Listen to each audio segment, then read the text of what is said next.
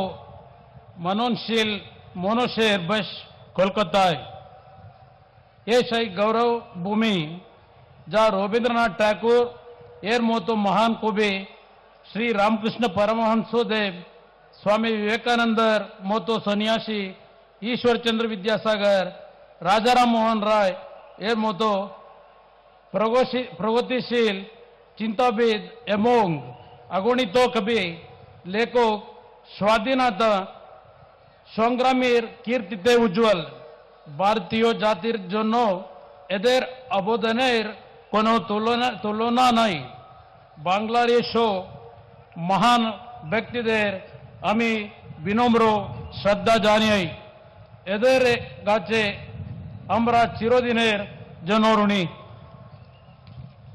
Respected Madam Mamata Banerjee, several leaders coming from all over the country who are sitting on the dais, brothers and sisters, media friends.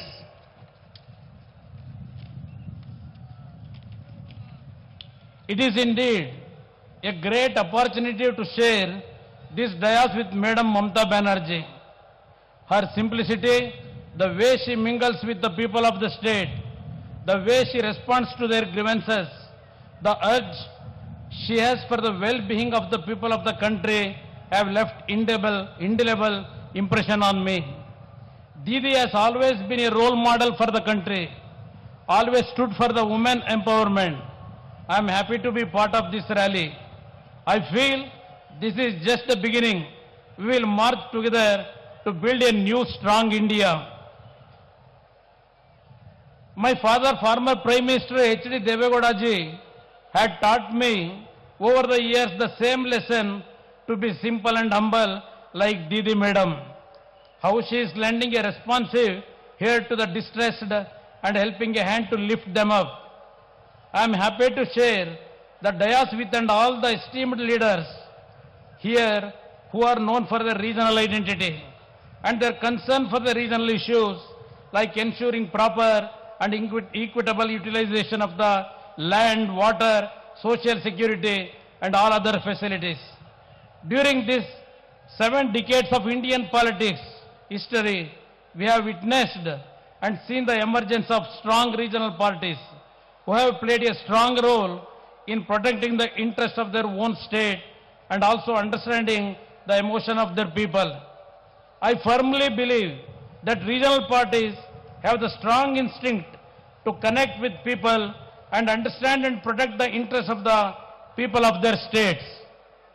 Take any example of the leaders gathered here who have built the regional parties successfully and have made enormous contribution to their state.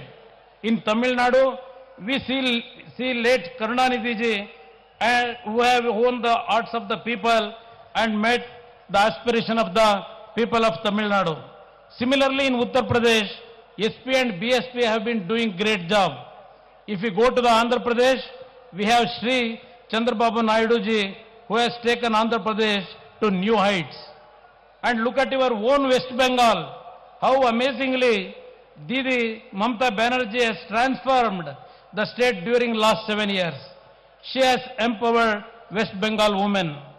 Be it Farooq Abdullah ji, Sharad Pawar ji, Kejriwal ji, or any leader present here, they built the party on strong support from grassroots level.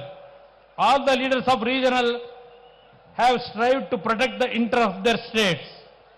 Hence, now I believe it is in the hands of the regional parties gathered here who will be inspired by this huge gathering and join hands with us for the future of the country, the people, their hopes.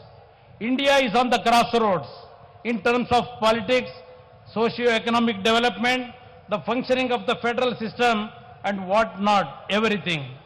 India is one of the strongest democracies in the world.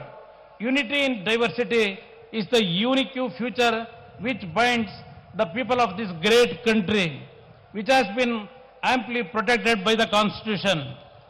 But today, we are witnessing a system where, ironically, our democratic government is headed by an undemocratic, anti-constitutional leaders in the center who does not respect or respond to the people's aspiration. The moves such as demonetization, playing politics in development, dictatorial attitude, not responding to the problems of the farmers have disappointed all of us and the people of the country as well. Despite organized vehemental opposition, demonetization was imposed claiming to check black money to prevent circulation of fake note, etc. During this period, the most hit was the poor. They had to struggle for their meager wages. Buying food had also become difficult for them. The entire rural economy got collapsed because they were not aware of the changes demonetization would bring. But people in power never listened to their plight. Did this move bring any reform? No. It was like getting rats by digging hills, as a famous proverb. The GST implementation has been such that states have lost the ability for resource mobilization, and this has in turn affected our planning of welfare schemes for the downtrodden. This system has curbed the freedom of the state to plan programs based on people's need, which are specific to each state. It is really unfortunate that the union government has turned blind and deaf to the plight of the common man. The irony is that though the states understand their problems, their hands are tied. They were made to be mute spectators. This is not a healthy sign in the largest democracy like ours. The whole federal system, which was woven strong between the states and the center, is slowly being torn out with such unplanned moves. If you take my own experience, I had announced in the budget about the crop loan waiver, which we were implementing it successfully now. I held meeting with commercial banks, which consists of mostly nationalized banks that come under the government of India. In the beginning, banks agreed to extend one-time settlement scheme for farmers' crop loans as they do for sick industries and business houses, but later they backed out. This is the clear indication of the BJP government plot to make this scheme a failure. But who is the sufferer here? Poor farmer, who is struggling to make his living out of agriculture. Then Honorable Prime Minister describes loan waiver scheme a cruel joke on farmers without knowing the facts. We have implemented the scheme with such transparency that the whole process is online and anyone can check about the facts. Honorable Prime Minister repeatedly criticized and saying that government of Karnataka issuing notices to farmers instead of waiving loans. But the fact is, government of Karnataka is waiving of the farmers' loans, whereas the nationalized banks are issuing notices to farmers. Honorable Prime Minister is aware of this, but wants to mislead the people. This union government favors big industrialists, businessmen in terms of incentives, tax rebates, subsidies, and many other facilities. But the farmers are treated differently. The farmers, Annadata, are left in the cold.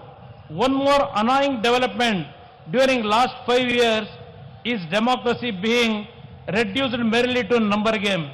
On one hand, BJP makes a resolution to fight against corruption in its national executive, and on the same day, the same BJP encourages horse trading in Karnataka. This shows the double standard of the BJP. The most ridiculous part, and which has become a national issue today, is that the BJP are offering huge amount of cash for MLAs of Congress and JDS to resign and join them.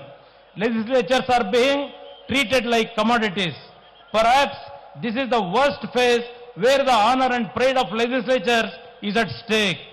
They are making mockery of democracy in Karnataka. This needs a serious look into the happenings of these unlawful activities of BJP. I would like to remind the case of my own father in the year 1997 and Sri Vajpayee ji of their own party. Both of them never compromised their integrity. They held their head high and resigned instead of being in power by hook or crook. Now the time has come to make them understand that people are not blind or foolish. The beauty of democracy is that whatever we do when in power, we are answerable to the people of the country, and they will give their verdict through votes. In this background, this rally of all like-minded secular parties is very significant. I would like to fondly remember that one such effort was made during my swearing ceremony as Chief Minister. I extend my heartfelt gratitude to all the leaders who are present on that occasion.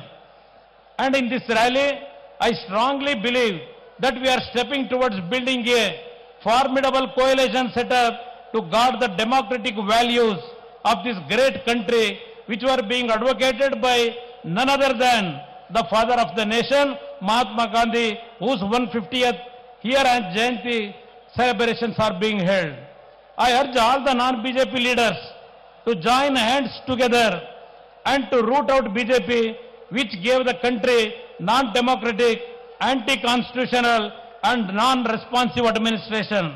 Let us show them that BJP is merely a paper tiger. We, the regional parties, are the only ones which can understand and fulfill the aspiration of the people. Let us build a nation, as Gurudev Rabindranath Tagore said, where the mind is without fear, there the head is held high. Let us come together and show them our strength and accomplish our endeavor to make people live a life with dignity. Before concluding, I would like to thank Madam Mamata Banerjee and other distinguished leaders present here for giving me an opportunity to air my views to this august gathering. I hope we will go a long way together for the noble cause of nation building. Thank you, one and all. Jai Hind. Thanks a lot to Mr. Kumaraswamy.